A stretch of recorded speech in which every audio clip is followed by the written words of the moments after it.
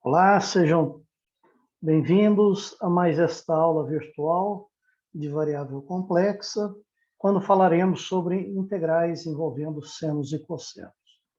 Nós vamos usar a teoria dos resíduos para calcular integrais desse tipo, onde f é uma função racional na variável x. E vamos então ao seguinte teorema. Seja f de z uma função que é analítica no eixo real, com singularidades isoladas E1, Z2 e N no semiplano superior, como nós havíamos mostrado nesta figura. Mesma coisa. A função ela é analítica ao longo do eixo real e tem um número finito de singularidades isoladas no semiplano superior. Agora, se o limite de f de z, quando z tender a infinito, for zero, e o n for um número positivo, a integral de menos infinito até infinito de f de x e elevado a imx dx vai ser igual a 2πi vezes a soma dos resíduos desta função, f de z e elevado a imz, nas singularidades zk. Vamos observar que o cosseno de mz é a parte real de e elevado a imz, e o seno de mz é a parte imaginária desta exponencial. Então, seja r maior que zero, um número real suficientemente grande, de modo que as singularidades que estão no semiplano superior estejam dentro do semicírculo que nós desenhamos aqui, limitado superiormente por gama e inferiormente pelo semi-eixo real. Então, se C denotar a fronteira deste semicírculo, nós podemos dizer que a integral em C desta função, onde C é um contorno, vale 2π vezes o resíduo do integrando nas singularidades zk.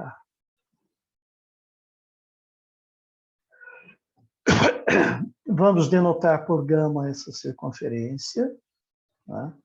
Portanto, a integral na curva fechada, no contorno do semicírculo, é integral de menos RTR. Aqui, no eixo real, o z é x, e o dz é dx. Mais a integral nesta curva aqui. Então, isso dá a integral em C. A integral de menos RTR mais a integral em gama. Bom, o que nós precisaremos fazer para provar o nosso teorema é simplesmente provar que essa integral vai para zero quando o raio de gama tender para o infinito. Porque aí, como isto é igual a isto, nós ficaremos que isso, quando R tende para infinito, é isso aqui. Então, vamos provar aqui esse limite aqui. Como o limite de f é zero, e isso significa que f é limitada numa vizinhança do infinito, Limite de f de z quando z tende a infinito é zero. Significa o quê? Que, dado um epsilon qualquer positivo, existe um k positivo, de modo que para todo r maior que esse k, e todo z aqui em gama, nós temos que o módulo de f de z é menor que m sobre k epsilon. Bem, m sobre π epsilon. Eu poderia ter escrito apenas epsilon aqui, onde epsilon é qualquer número positivo. Se epsilon é qualquer número positivo, se eu multiplico por um número positivo, ele continua sendo um número qualquer positivo. Então, como a f vai para zero, isso em módulo é menor que um número que é tão pequeno quanto eu queira, para qualquer epsilon positivo dado. Então, para z em gama, eu posso parametrizá-lo dessa maneira para algum θ no intervalo entre 0 e π. De modo que essa integral em gama vai ser integral de 0 a π, usando a parametrização. No lugar de z, tenho que colocar a parametrização. E no lugar de dz, temos que colocar a derivada, que é ir elevado a iθ. Bom, vamos observar que o módulo disso aqui,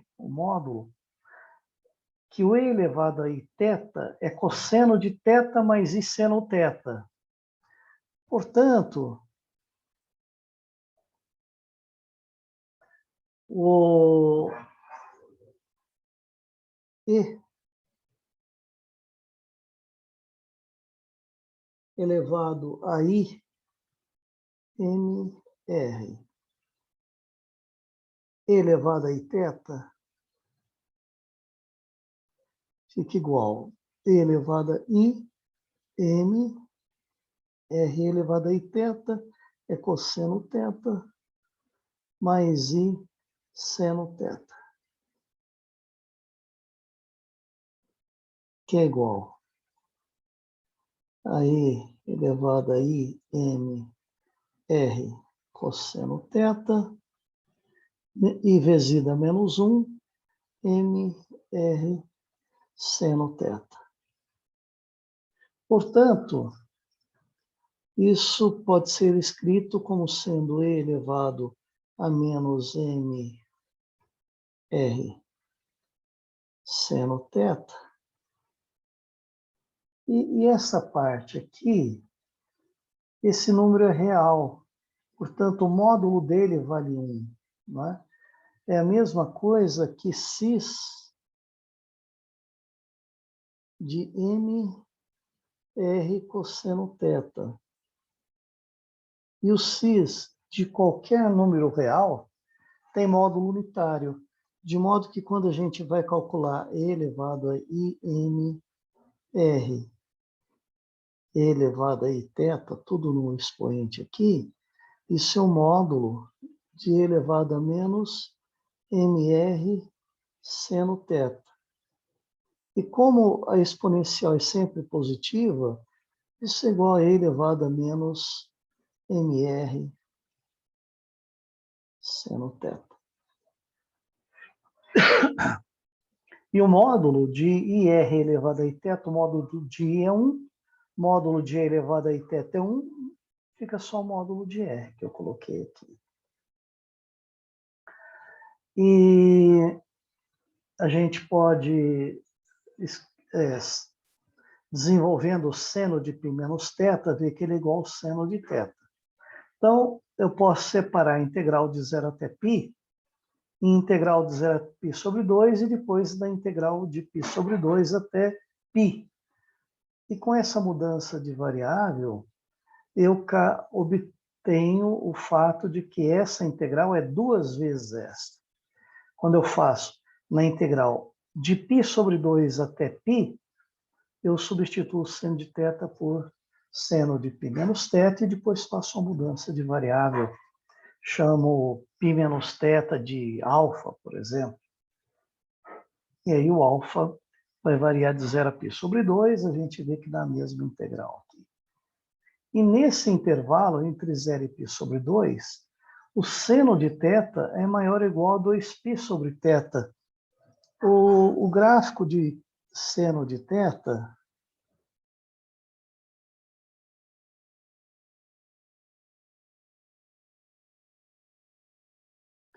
entre 0 e π sobre 2, aqui nós colocamos o θ, aqui o π sobre 2, aqui, digamos, 1.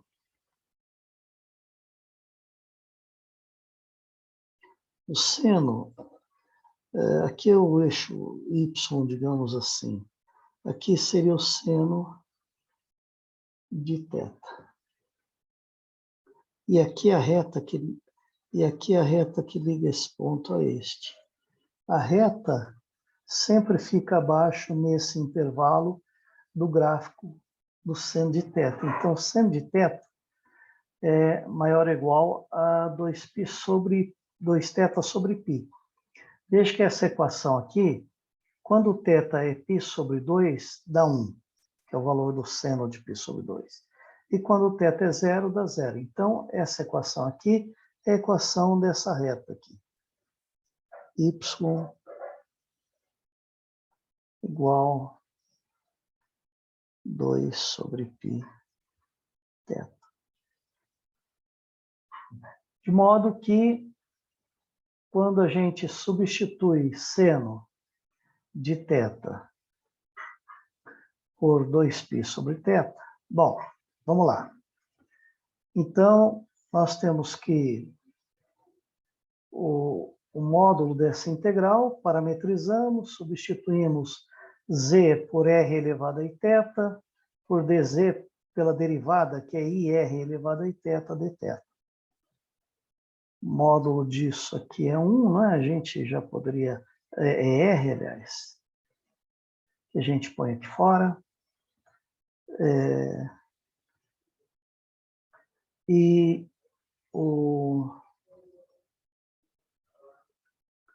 aqui é igual. Não houve nenhuma desigualdade que foi usada aqui. E esta F, esses pontos estão sobre a circunferência gama. E quando eu estou na circunferência gama, isso aqui é menor que m sobre πε, vezes o r, vezes o módulo dessa exponencial. Que, como ela é positiva, né, sempre positiva, posso tirar o módulo. Bem, e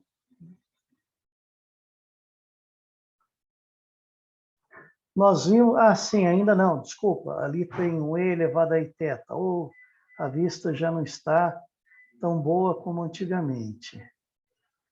Né? Tem um e elevado a iθ, de modo que o expoente não é um imaginário puro. Tem a parte real e tem a parte imaginária.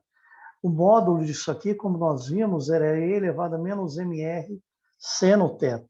Né? E podemos substituir o seno por isso aqui. Então, nós estamos diminuindo essa expressão. Né?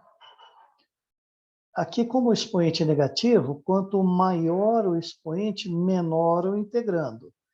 Então, como eu vou diminuir, trocar seno de θ por 2 sobre πθ, eu estou diminuindo a função e, portanto, aumentando o integrando. Então, substituir aqui o seno de θ por 2 sobre πθ. Porque aí eu consigo integrar isso aqui. Isso aqui é uma constante, vezes a variável de integração.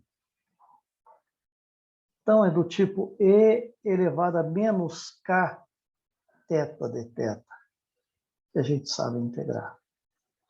Né? Que é 1 sobre k e elevado a menos kθ, entre 0 e π sobre 2. Quando θ é π sobre 2, ficamos com isso. Quando θ é 0, ficamos com e elevado a 0, que é 1. Então, menos 1. Então, obtemos que há algumas simplificações, não é? Esse 2m simplifica com esse 2m, esse π com esse π, esse r com este r. Né?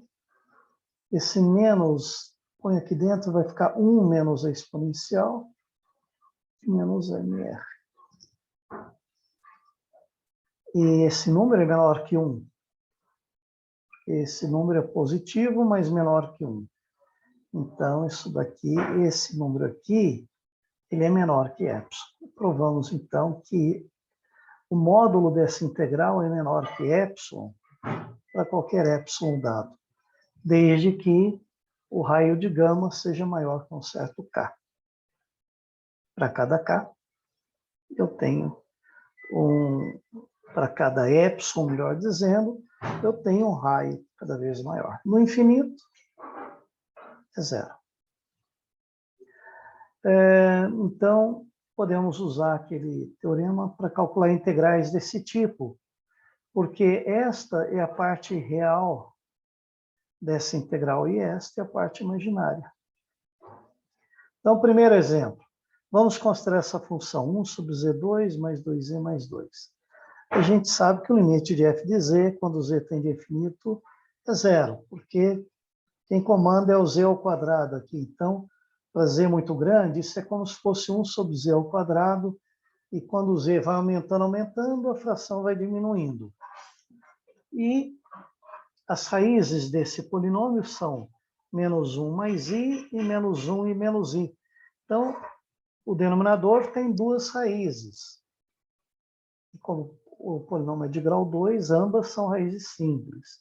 Portanto, são polos simples, né? Polos de ordem 1. Apenas o Z1 está no semiplano superior, porque a parte imaginária é positiva, aqui a parte imaginária é negativa, está no semiplano inferior.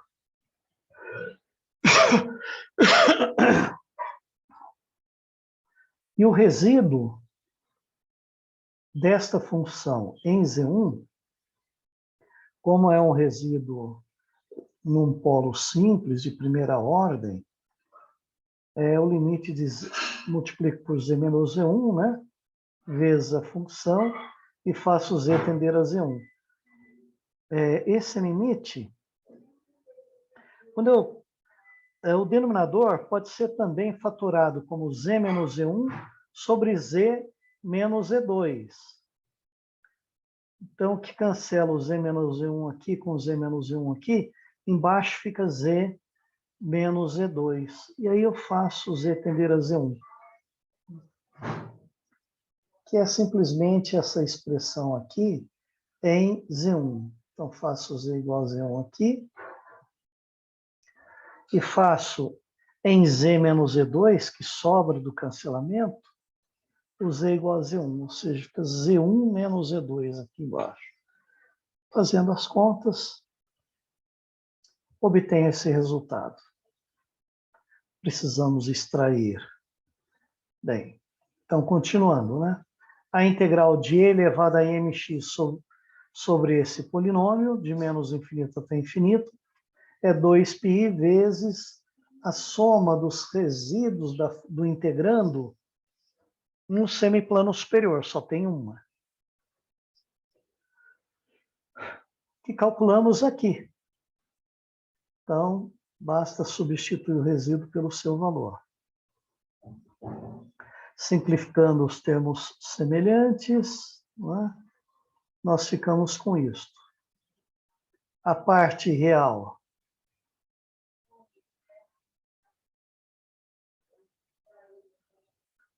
a parte real.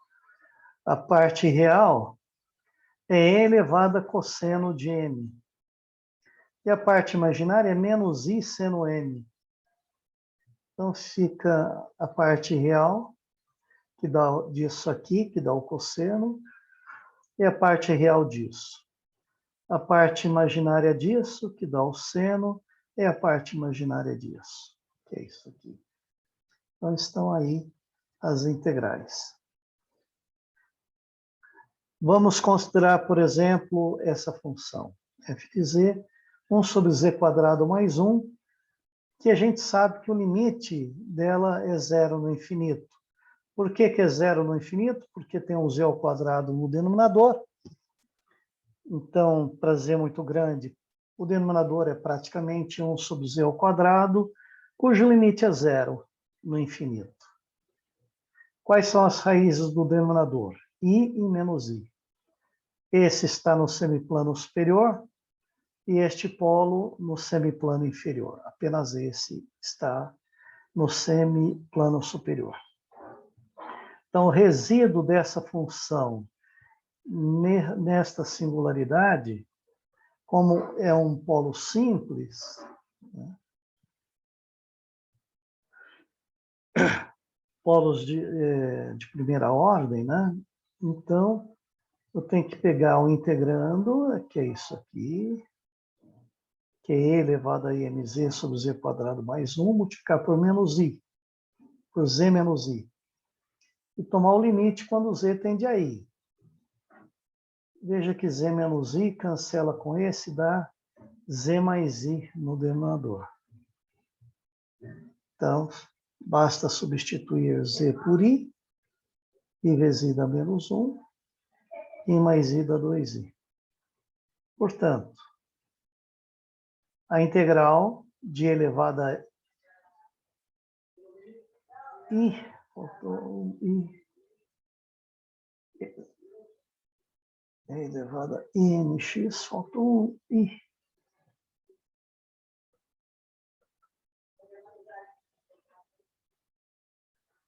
Que é imz. imz. Então, a integral de elevada a mx, imx, é 2π vezes o resíduo dessa função em i, que é simplesmente esta função aqui, que já foi calculado, né? O resíduo é elevado a menos m sobre 2i. O 2 cancela com 2, o i com i vai ficar π elevado a menos m, que é isso aqui. Então, a integral do cosseno, de 0 até o infinito, cosseno de mx, sobre x quadrado, como isto é a parte real disto, a integral, faltando x aqui, a integral, essa integral aqui é a parte real dessa. É exatamente π elevado a menos m, né? Com a ressalva de que aqui eu tenho integral de 0 até infinito, que é a metade, não é, da integral de menos infinito até mais infinito.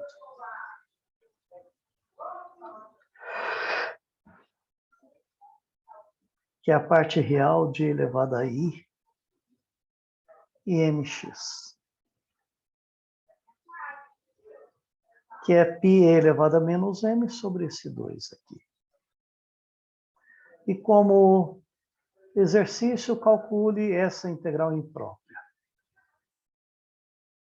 Com isso, a gente encerra a videoaula de hoje e nos veremos em breve para falar sobre integrais impróprias diversas e como é que a gente faz para integrá-las. Até mais.